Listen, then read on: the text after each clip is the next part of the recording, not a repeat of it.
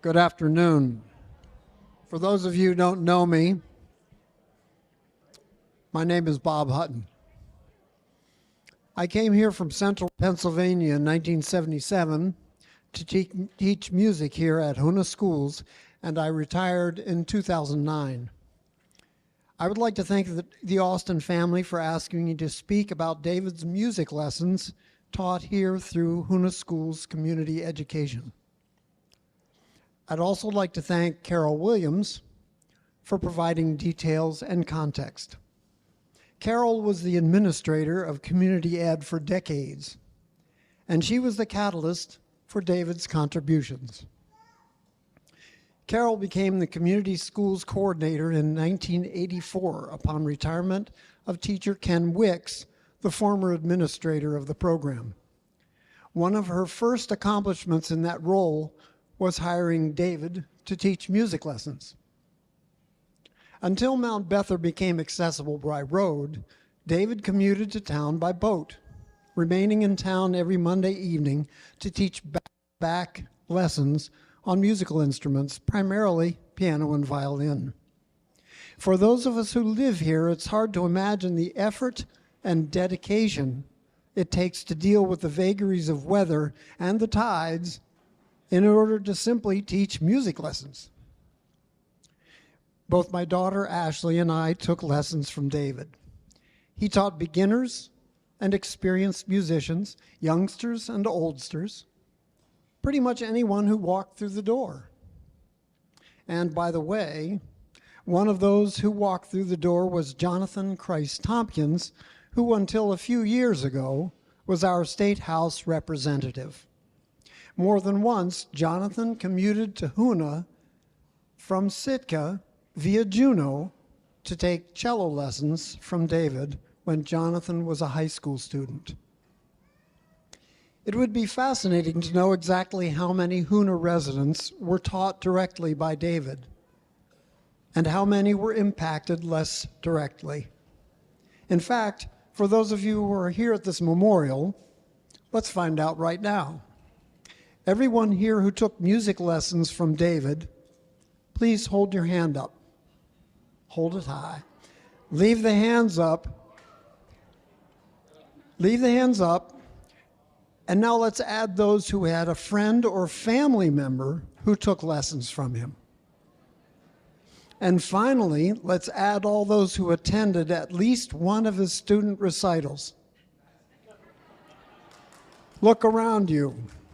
Quite the impact. Thank you. You can lower your hands.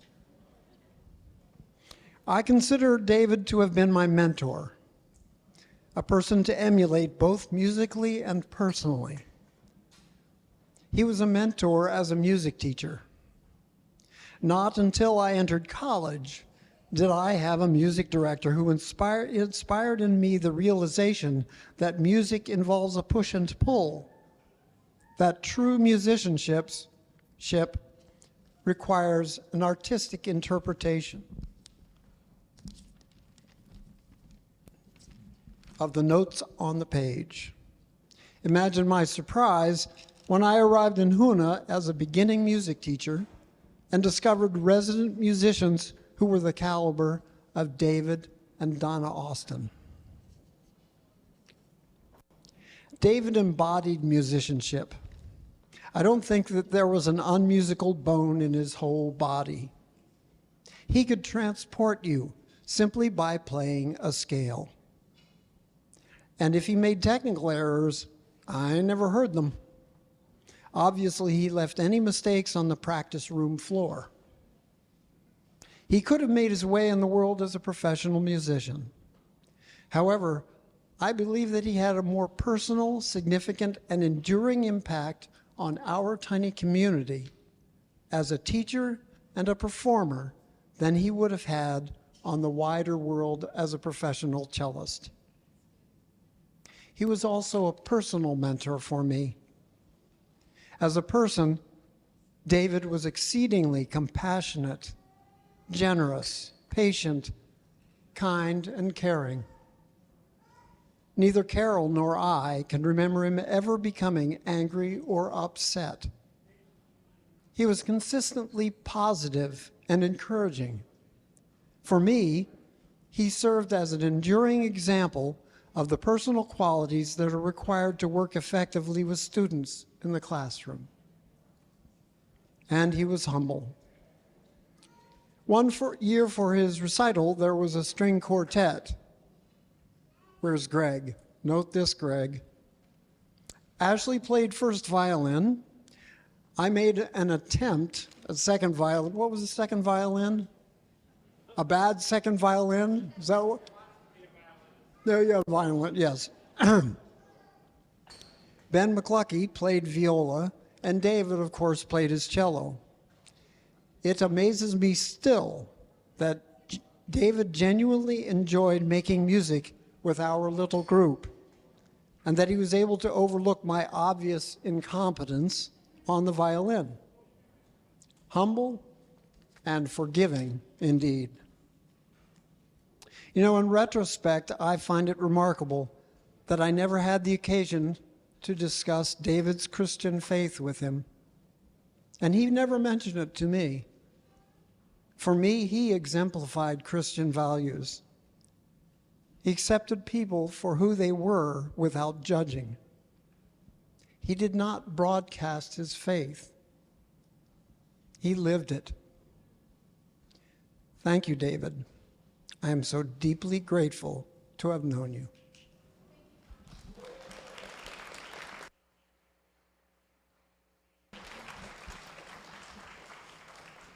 The mic turned on. Yep.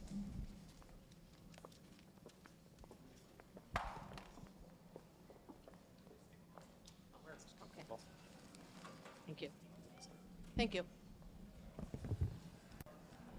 My name is Jen Bideman, formerly Jen Botts, and I also grew up on the farm and was lucky enough to be able to work with Dave at Tideland in between my when I was done teaching in the summertime, he would give me a job. It's because I like to stay busy, and I loved working with Dave.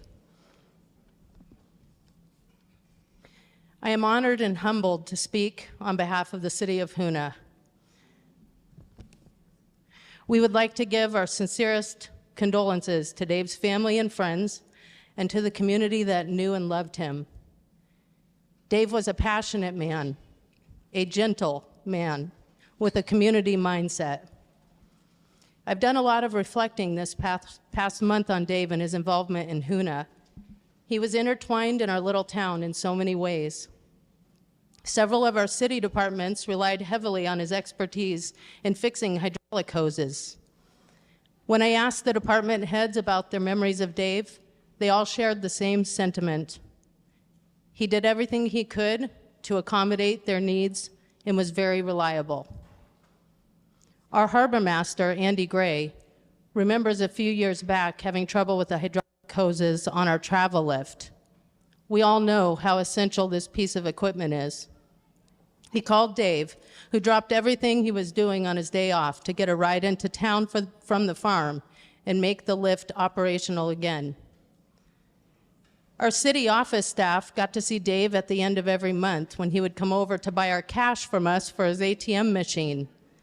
We all loved his phone calls because of his enthusiasm, and we could hear him even when holding the phone 3 feet away from our ears.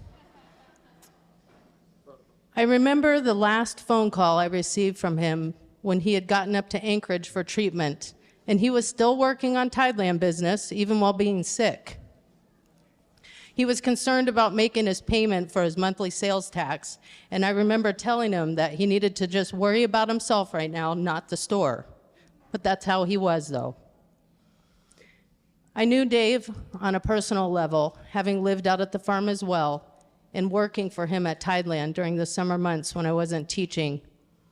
I witnessed his patience with every customer that came in to see him and saw him go above and beyond to help order what a fisherman or local resident might need if it wasn't in stock. Mr. Austin also shared his love of music and musical talents for many, many years with multitudes of students, both young and old, here in Hoonah. I remember seeing this list of students he had each fall time and always wondered how he had the energy to drive or boat every day from the farm, work a full day at Tideland Tackle, and then teach half-hour lessons to kids until at least 8 at night. It blew my mind. While I was teaching at the school, it was always a request for Dave and Donna to play for our Veterans Day program, and they did every year without hesitation. We all have our own special memories of this remarkable man, and I'm thankful that I got to know him to the capacity I did. What a wonderful thing it is to be able to say we knew, loved, and were affected in such a positive way by Mr. Dave Austin. Thank you, Jennifer. Thank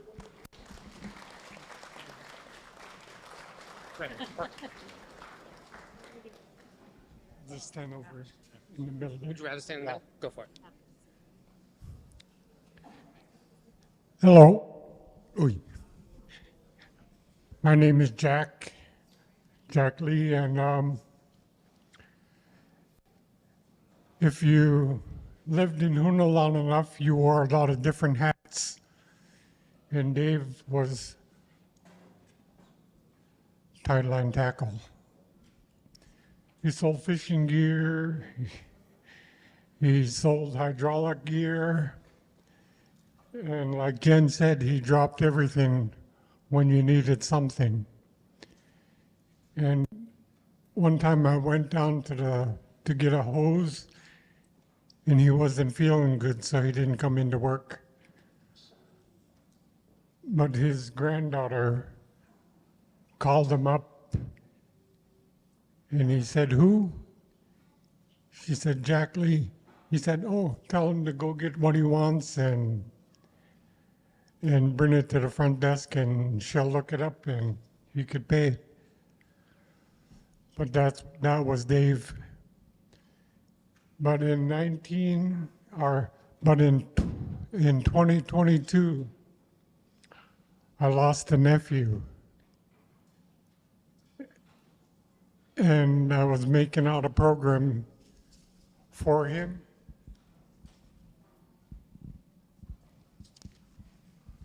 And that program opened up with an opening prayer. And the second thing on the program was special music by guess who? By Dave Austin. So he never said no to anybody, no matter who they were. Dave wasn't that kind of a man. So when I was making out my nephew's program, and it's so fitting for Dave today, when I was making out his program, and the Holy Spirit said, "More scripture, saturate him." And like, what kind of scripture? He said, "Sit down and I'll tell you." So I'll just tell you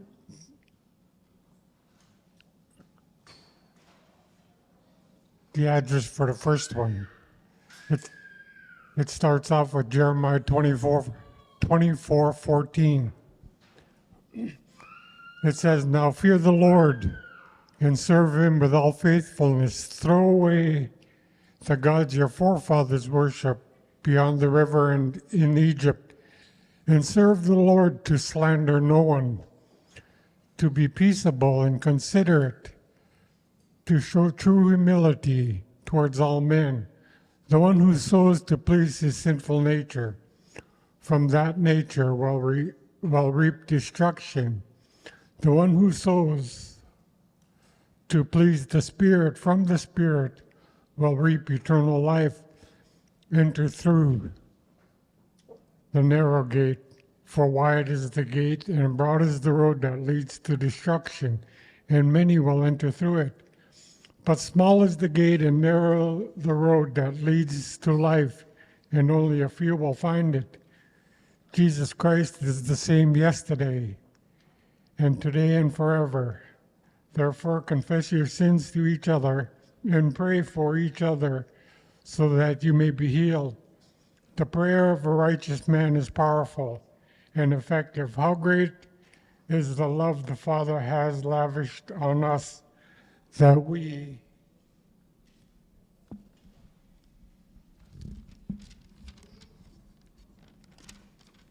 that we should be called children of God, and that is what we are. The reason the world does not know us is that it did not know him. Sanctify them by the truth. Your word is true. For God so loved the world that he gave his one and only Son, that whoever believes in him shall not perish but have eternal life. For God did not send his Son into the world to condemn the world, but to save the world through him. Jesus answered, I am the way, the truth, and the life, and no one comes to the Father except through me. But if serving the Lord seems undesirable to you, then choose for yourselves this day whom you will serve, whether the gods of your forefathers served beyond the rivers, or the gods of the Amorites, in whose land you are living. But as for me and my household, we will serve the Lord. Love the Lord your God with all your heart, and with all your soul, and with all your mind, and with all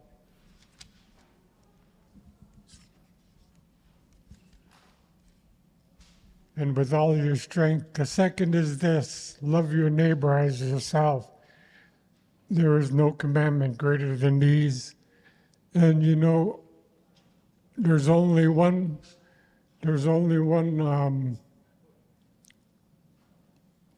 God. Everybody has a God, but there's only one God that can supply us with those qualities. And Dave possessed most of them. You know, there is no commandment greater than these: love your neighbor as yourself. And that was Dave. Love your neighbor as yourself. But you know what I just read you? None of these words, and that's how great our God is. None of these words were mine. It was word for word, right out of the Bible, without the addresses. That's how great our God is. You know, what I read you was Joshua 24:14, Titus 3:2, Galatians 6:8, Matthew 7:13 and 14, Hebrews 13:8, James 5:16, 1 John 3:1, John 17:17, John 3:16, 17, John 14:6, Joshua 24:15, Mark 12:30 and 31. And the way it read, it was just like a book, but that's how God told me to write it. You know, not because we lost Dave, but for the people that's sitting here. If you don't know Jesus Christ as your Lord and Savior, this is proof He's alive. So, and everything that I read, the qualities, I think Dave possessed them all. And that's how we should live our life. So, what I read was for the family of Dave that came to Hoonah, that came from the farm, that came from, and for the city of Hoonah. Thank you. Thank you, sir. Thank you. Who's next?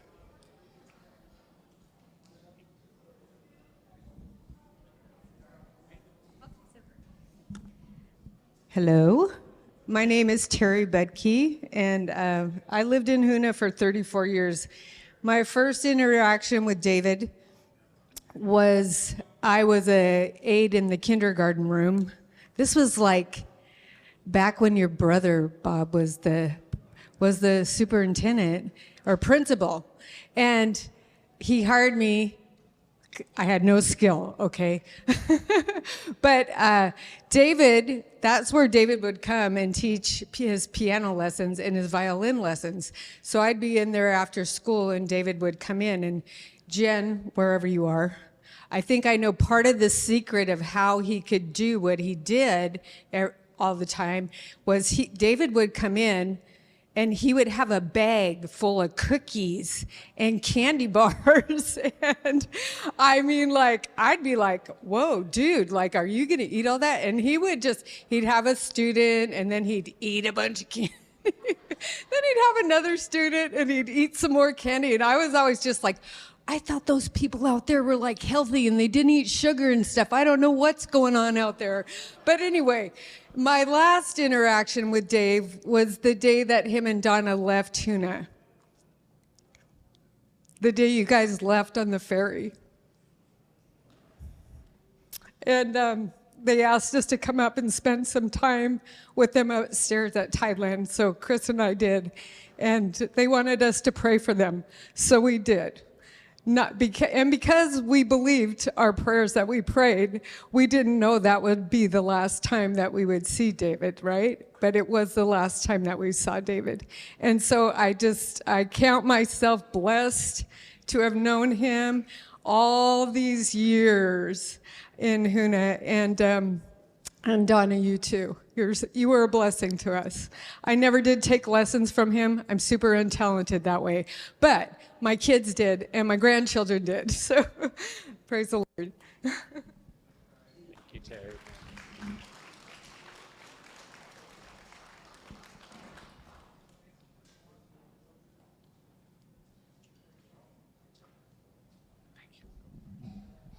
My name is Mark Browning.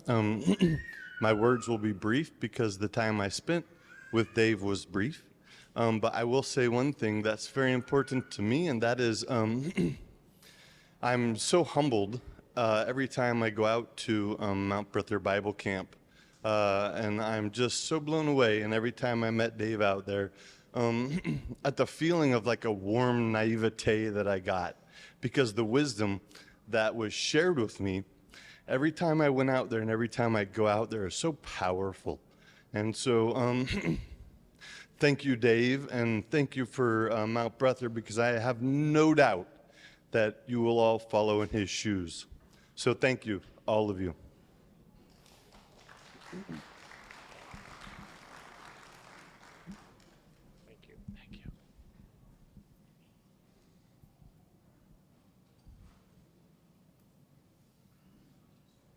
Oh, thanks. That's it.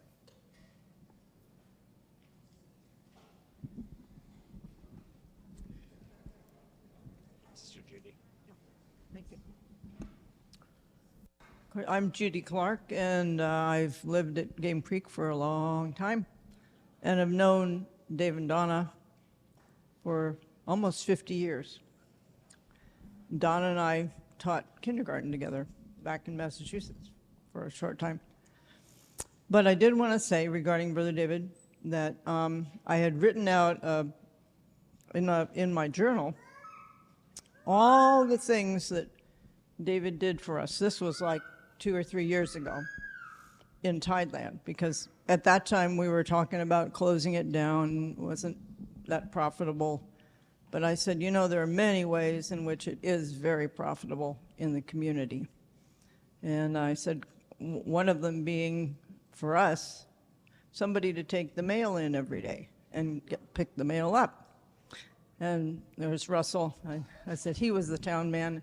We used to have a town man who did that every day and ran errands. So, and David would do that. He would not only do the mail, but if you needed, oh, we need buttermilk for tomorrow's cornbread, he would go down and get the buttermilk for tomorrow's recipe. Or if you had something you needed at the bank, or when there is a bank here, he would go down and get it for you, or just about anything. And I think the ambiance that he and Donna set in that store was precious. And anybody who was working there with them just set a wonderful tone for what a community should be and could be. And I think I was talking to somebody last night about how people now are spending big, big bucks to have a real person in a real business, like a mom and pop business, where they can get real service. And I think David just personified that. And although sometimes people would come to the store and the store didn't have what they wanted, the fact that David would order just about anything they needed was very much appreciated. So we at Game Creek very, very much miss him, as I'm sure that you do, and just treasure everything that he meant to us.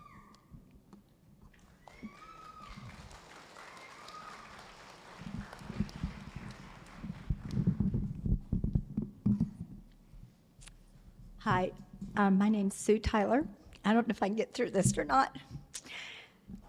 'Cause we met Dave and Donna about 42 years ago, which is hard to believe, and we had just gotten to Whitestone. So I also want to say something on the behalf of Whitestone.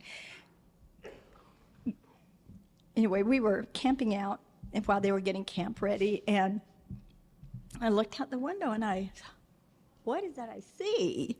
And there was 2 horses coming across the land there. And I thought, I've got to be seeing things. There can't be horses in Hoonah, But anyway, 2 people from the farm. I don't know who it was. They're probably grown up now. And we watched all the kids grow up from the time they were little. I wouldn't have recognized them. I tried to guess which ones were who, but they've all grown up. But they used to come over and play with our kids and the kids in camp, and they were just always the sweetest kids and just a joy to have around. And Dave and Donna too, of course, they were unwavering in everything they did for 42 years. And to be able to say that about somebody, I think it's the greatest blessing in the world. And everything that was set up there, I thought, wow, he's never changed. And he was so steadfast. And they didn't have all the roads and they didn't have the vehicles, 42 years ago, because they were still getting things going out there. And I mean, he was unwavering in coming to teach the kids at Whitestone music. He loved it, and he wanted to share that talent. He wanted those kids to learn. And so it didn't matter if it was raining, if it was snowing, if it was sleeting, if it was hailing, didn't matter. Here you'd see Dave coming across the field with his backpack on. I don't know if sometimes he took a boat part way, or I know there was many times that he hiked the whole thing. And I don't know how he did it. I really don't. But I just want to say that, we appreciate him, we love him, and we just thank the Lord that we got to know them for so long, and for his steadfastness and all that he's done for our community over the years. And so thank you very much.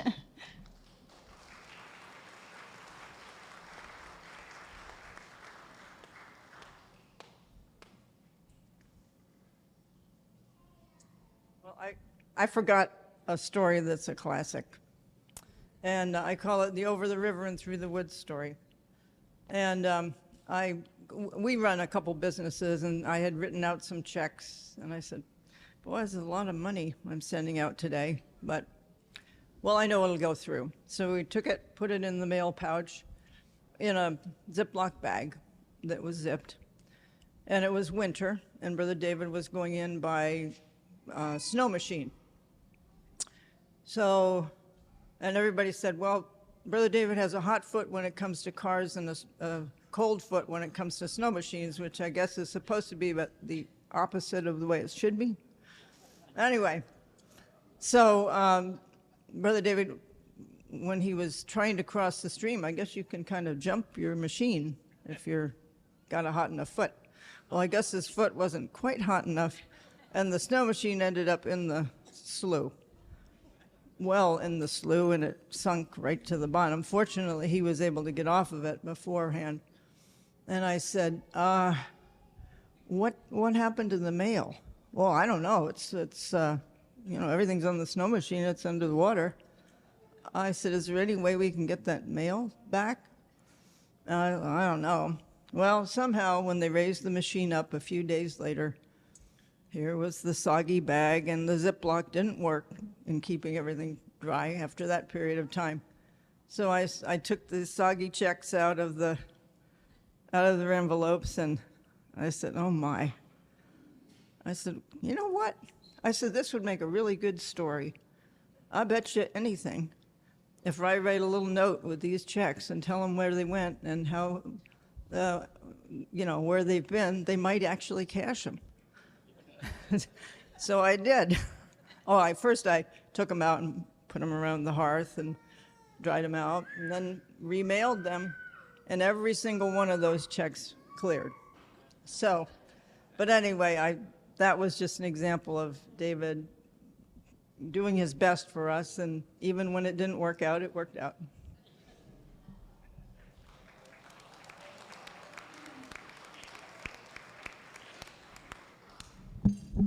My name is Tim Banaszak, and Judy, that's why I always write rubber checks, just in case they wind up in the water. They will float. So yeah, no, that's good. So my story goes back to the Land Rover story way back when. It's the earlier memories, and Dave was in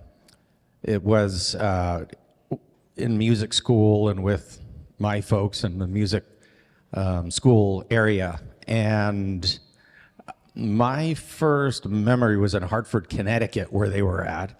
And certainly I knew Dave as a musician, and those are some of my early memories. But the most fascinating thing about Dave was that Land Rover. So Dave and Donna, where they met and had their, I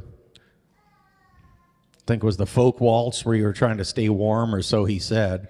That thing was the best. And then Sarah and Chris Austin and I'd be bouncing around back there all over the place. And that was my first introduction to the outdoors as a Hartford, Connecticut city boy. And that was just fascinating, and the rest is history. So it's fitting that the first time I saw Dave was there, my memory of him anyhow was in the back of that Land Rover. And then it was interesting, I was up in Anchorage, and when it was the day before Dave passed away, and I was up doing some flight stuff, and I was like, man, I got to get over there. I got to get over there to see Dave, and I was so happy. And I got the address, and I'm turning down the street trying to figure out where Sarah and Charity and that whole compound that lives up there. And I looked ahead. It was going down the road, and I looked in the back, and it said Land Rover on the back. And here I was turning down the street, and it turned, and sure enough, that was the one. And I was like, that just, to me, just as a memory as a child. And of course, knowing the family and the Austins and our family are very close, and Carrie's. And so Donna, thank you for everything. We have childhood memories of crawling around when you were babysitting me, probably still babysitting me when I come out here. But hey, wonderful family, and on behalf of our family, there's a lot of us that can't be here. Your children live, you and Dave live through your children and your grandchildren, and it's a big part of it. And thanks for letting us be part of this here too. See ya.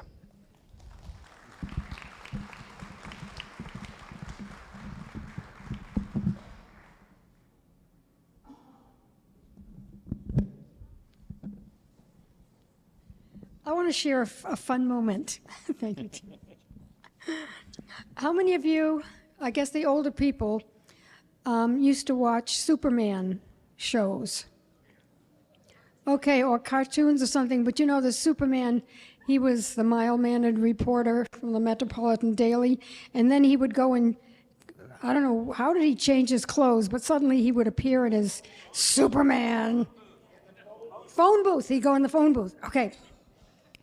Well, when we were first married, and we maybe had Christopher by that time, we were in college, we were in Hartford, and David, you had to earn some money, so David got a job as a gas station attendant.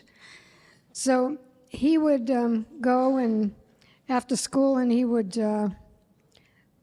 pump gas and do all kinds of stuff, and he was pretty grimy usually when he came home. Excuse me. Well, because he played in the symphony, one night I had this experience where I had to pick him up from work with his symphony performance clothes, which includes a cummerbund, a white shirt, a white vest, a black tie, black tails, and black pants with satin down the side, okay? And shiny shoes. So you can guess what happened. I drove up and I handed him his stuff, and he was grimy. And he ran into the men's bathroom there at the thing, and when he came out,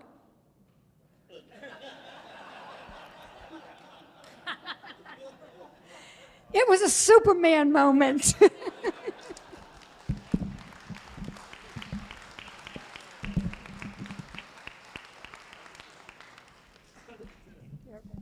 So I have a funny story about David. So earlier today we heard, let me introduce myself. I'm Gracia O'Connell. I grew up out at the farm. I'm one of his many, many, many music students. And I think I took maybe 5 different instruments over the years. I was terrible at all of them. But when somebody was mentioning earlier about how he was about collaborative music and he had to play with other people. So we had a bell choir at one point, and there was probably all of us in the school, all the high schoolers. I think I was the youngest in this bell choir. And I had the tiny, tiny little bell at the very, very end. It was the highest note. And in the song we were practicing, I had 1 note in the entire song. And I was responsible for this note. And everybody would be practicing, and I'd get distracted because I'm bored and I'm little. And all of a sudden, Dave would be like, no, everybody stop. Gracia missed her note. And we'd have to start all the way at the beginning just so Gracia could hit her note. I think everybody hated me by the time we were ended practicing, but he was insistent that the song could not go on without me playing my note.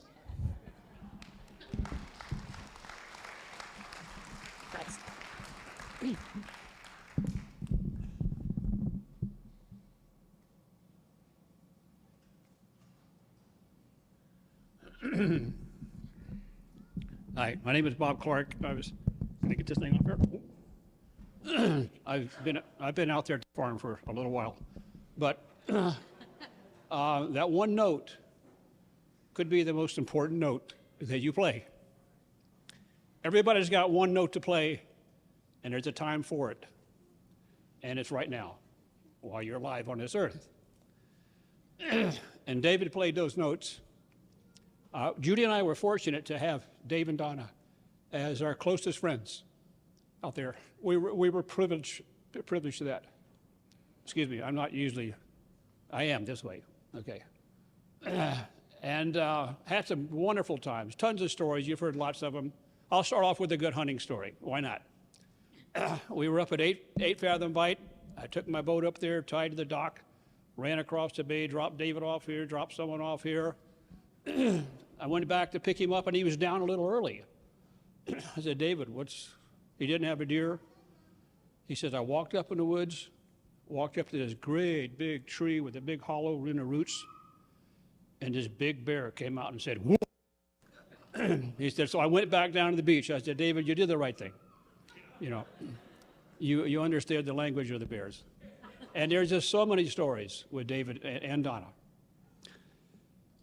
And I'm in the midst of a room with some godly people that have laid down their lives for causes and things that they've done.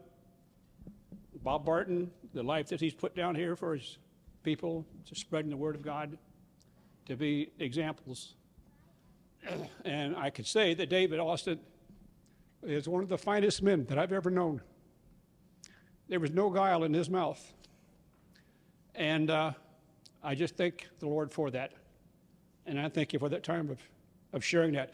And this evening tonight was just, you can't replace this.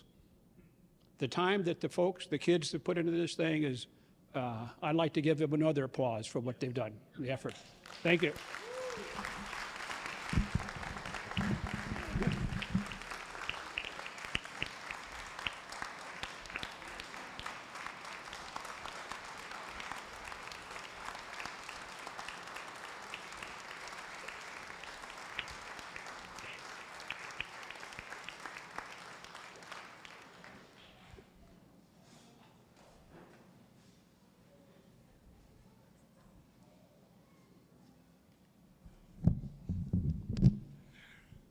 I'm Paul Weaver. I've known Dave for when we first started going to a Bible study in Hartford, Connecticut at the college.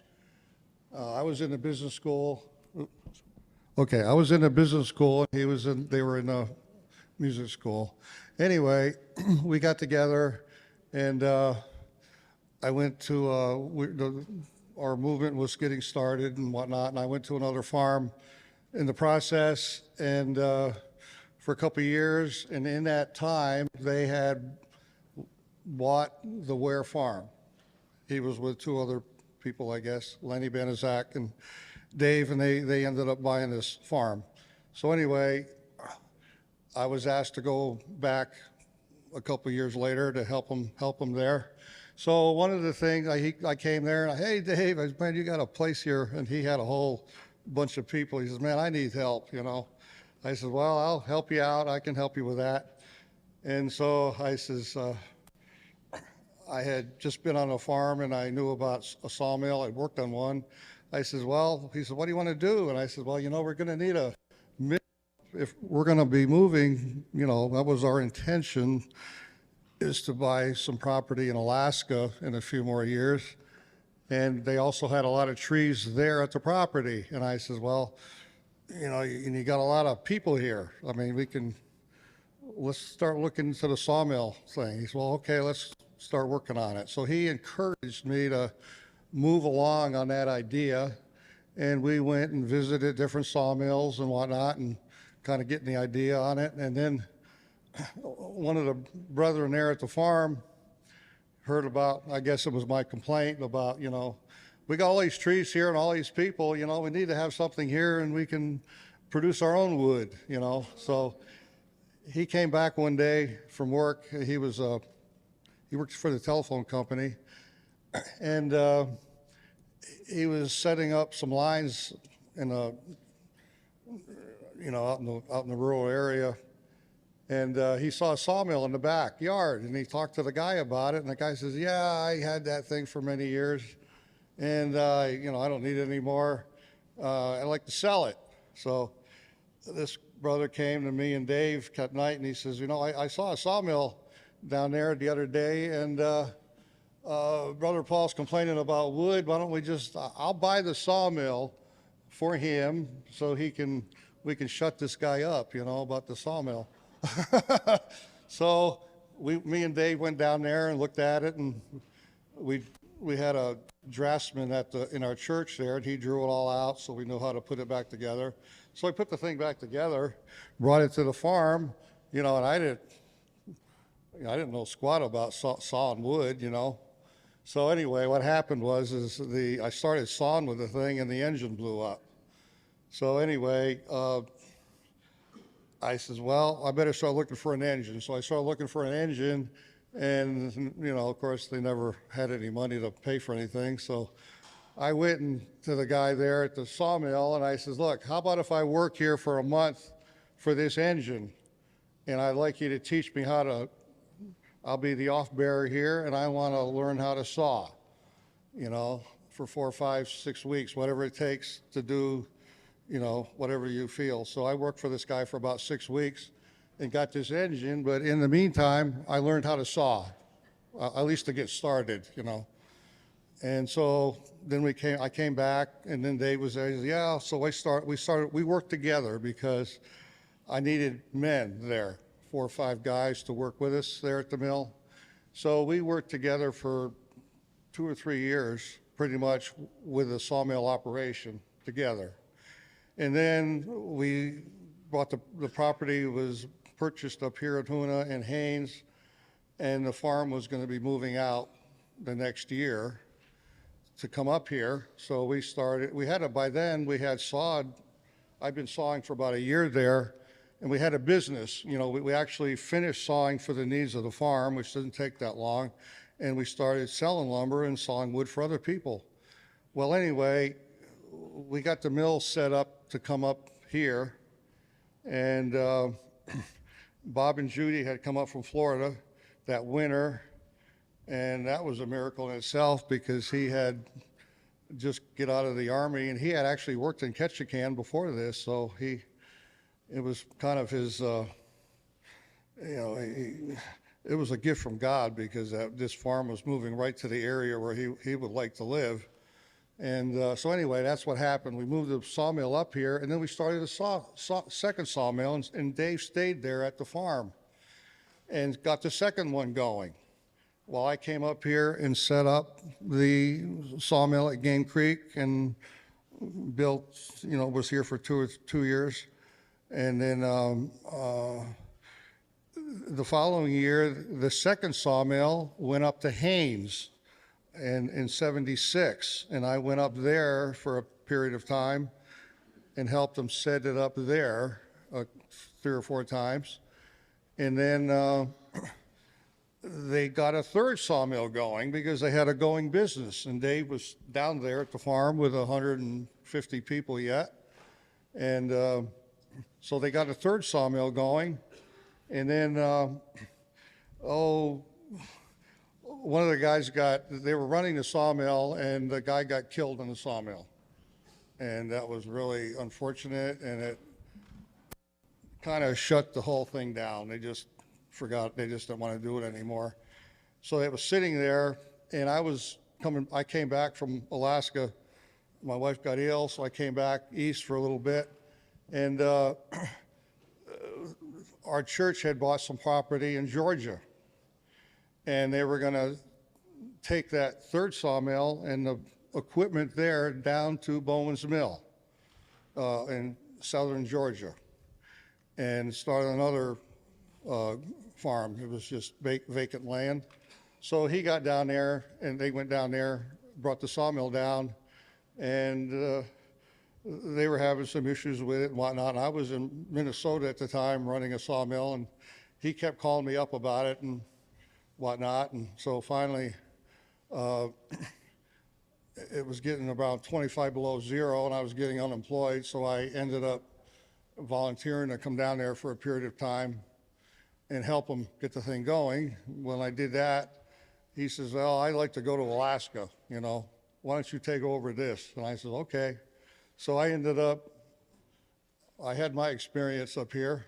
I figured he'd get an experience too. So, and I enjoyed it. I learned how to survive, when you go through the experiences we went through to get started here, you can just about go through anything, And the brethren that we started with were all, Bob and Judy and Sam Selleck and Lenny Benazat and Dave, we were all just together through this whole period of time. Even though me and Dave weren't together for 3 or 4 years, we were still communicating and working together with the same vision. And he encouraged that vision, and I ended up taking over the position down there 42 years ago. And that's the reason I'm there, is because the vision that I had, and he encouraged it and had faith that somehow God would provide. And he did, very graciously. And I like coming up here, and I'm seeing now second generations coming in, taking over and whatnot. And it's just really, it makes it all worthwhile, because, like David, he was doing his cello, and and Lenny was there, and I was in college, and I left, and we got a call from God, and we just left it all, and God met our needs, and I'm still down there, 45 years later, and I've got a thriving business. And I'm still working, and I don't plan on retiring anytime soon. It's a very good lumber brokerage business. I ended up building log cabins because my dream was to build a log cabin in Alaska. But when I came here, the logs were so big, you couldn't build a log cabin. We did frame houses. Well, some of the brethren were coming back from Alaska, living there at the farm, and they were builders. And they started getting orders for log cabins, and I started sawing them out. So I did. and I did, and I built my own there across the street from the farm as an office 30, 40 years ago. I'm still there right now, and I'm still employing people from the church for all these years. And it's just been a wonderful experience for these last 45 years to work with brethren, work with their children. And I met one of my other guys that used to work for me, Mark Ryder, today. I hadn't seen him in 45 years, and he had worked with me in the sawmill 45 years ago. And so it's just really encouraging, David has been he's been like a brother to me all these years, and we worked through a lot of things, and we educated each other on, different ideas. We need to do this, we need to do that, and he was just positive the whole way with moving along with this idea, and it just completely transformed my life, and I'm just really grateful for that.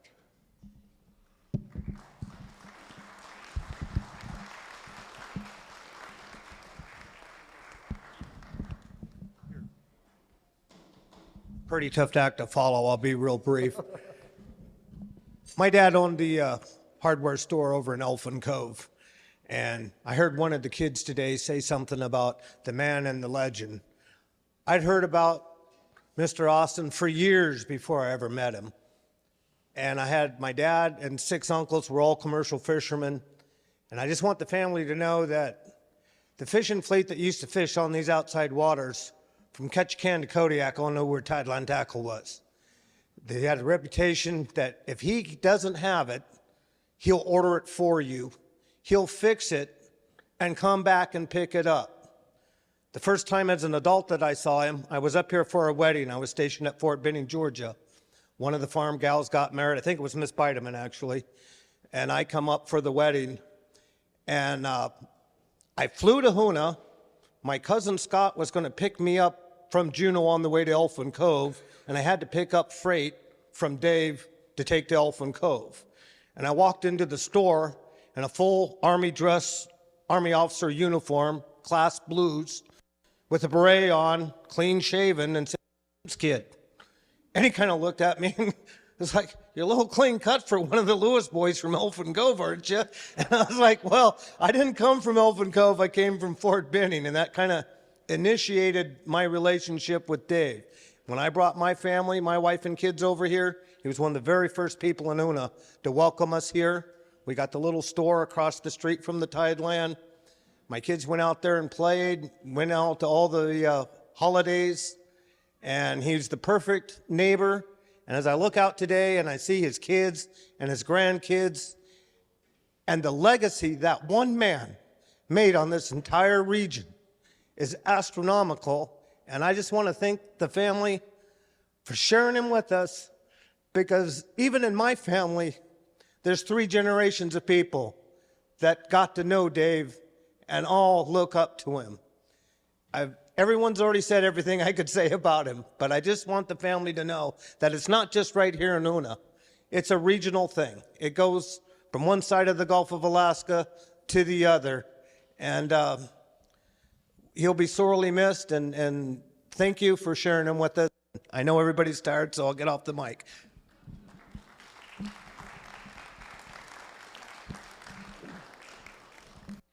I forgot to mention one thing. These past couple of days, just helping out just a little bit here and there with the family, I've gotten to meet some of Dave's kids.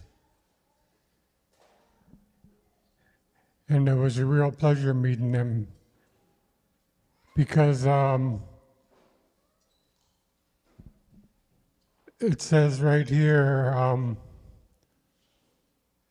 choose for yourself this day whom you will serve, whether the gods of your forefathers served beyond the river, or the gods of the Amorites in whose land you are living.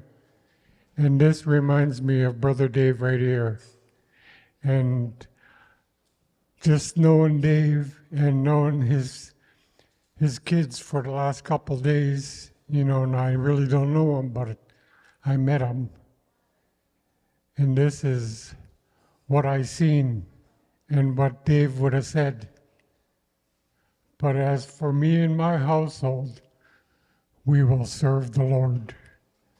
And that's what I witnessed the last couple of days through Dave's kids. So I just forgot it, but I wanted to mention it. Thank you.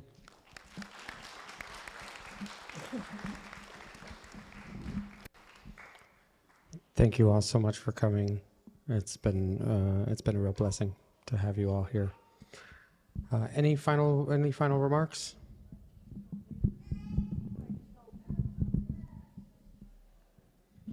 Jeremy, how can the video from tonight be accessed on YouTube?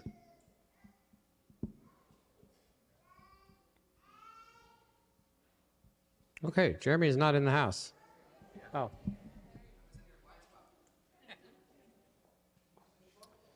So the live stream that is still going on, it will be available on YouTube. Just search for Celebration of Life David Austin. You should be able to find it. I will also post the film as a separate item as well, if you want to just go see that part again. Does that answer your question? Google for it? No. I'll figure that out. So, yeah, I'm happy to send an email once I post it to whoever wants to know. You can come up and see me if I don't have your email address already. Nate? Actually, I have a better idea. Take your program home and check in a few days. You can use the QR code on the back of the program to get to the recording. Thank you. That's why we did that.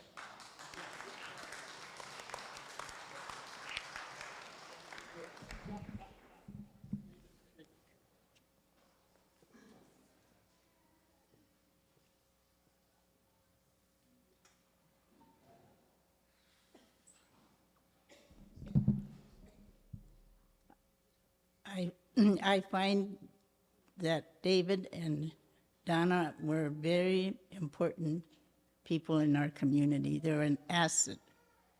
David will be missed. Jack Lee and some other people mentioned how he served the community, and I'll give you an example.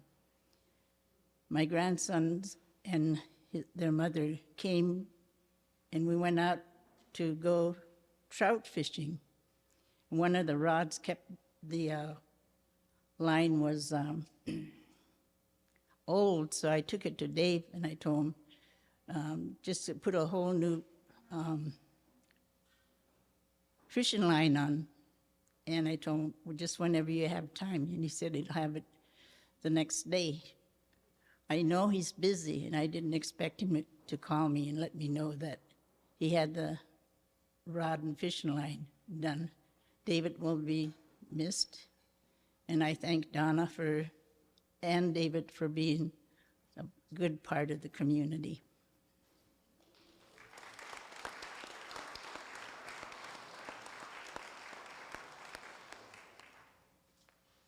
I'll make it quick. I grew up in the logging camp at Whitestone, and Dave used to come over on the weekends, you know, by skiff or drive, and used to teach us. And for a while it was in our homes, anybody who had a piano, and then later it was at the rec hall. But yeah, I distinctly remember him teaching every Saturday, rain or shine. I was talking to Brian and Judy Bitts, and they remembered him coming into their house with a survival suit, ready to teach their kids piano. And we did concerts at the rec hall with the school, and they were amazing. I wasn't amazing, but it was amazing to see everybody learning music.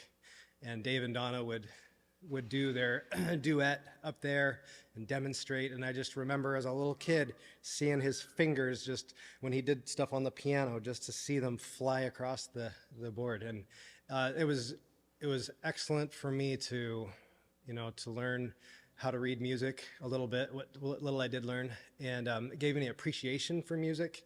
that carried on later into high school. I did choir a bit, and I did some other things, and I play a little guitar and a little this and a little that. But I do believe that really helped me appreciate music. And there was a few things that were said in the service about the magic of music and the language of music. And I really believe with all my heart that music is a gift from God. It's something that God created, and it has a transcendent value. When you listen to music, it adds something to words that are, when you have a song, the words are accompanied with music. It enhances things. It enhances a mood. You can dance to it. You can do so many things with music. And I believe that it's because we participate in music because we're made in God's image. And Dave taught that to us. And I'm just so thankful for him.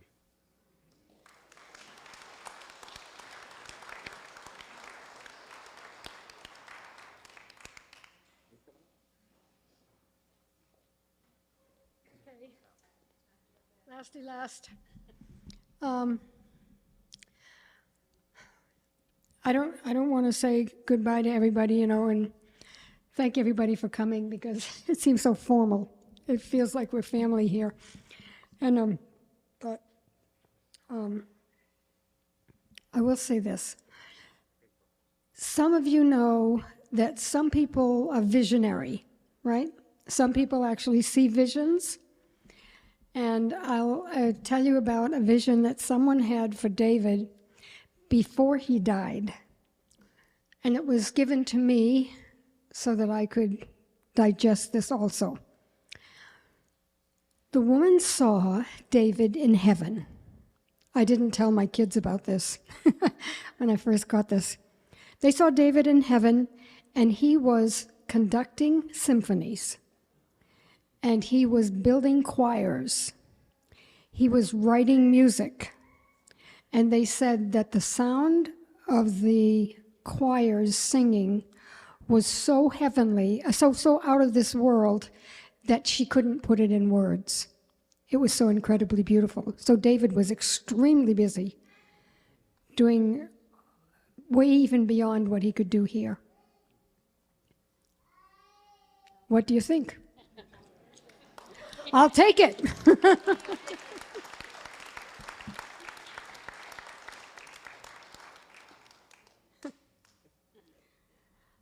Okay.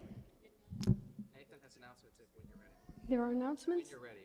Okay, announcements. Okay, we're very, very thankful to have been in this town and to have been with all of you.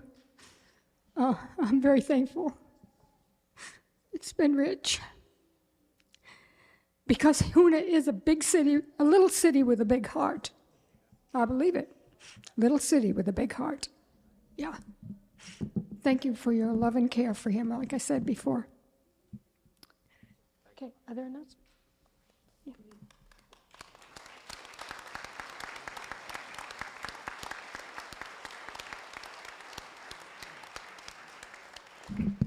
For cleanup, we would love a hand, if you have a spare hand, with folding up all of the chairs and the tables. And thank you all so much for coming. The recording will be available shortly at this QR code. Thank you all so much. Oh, Austin family photo right now in front of the stage. Thank you all so much.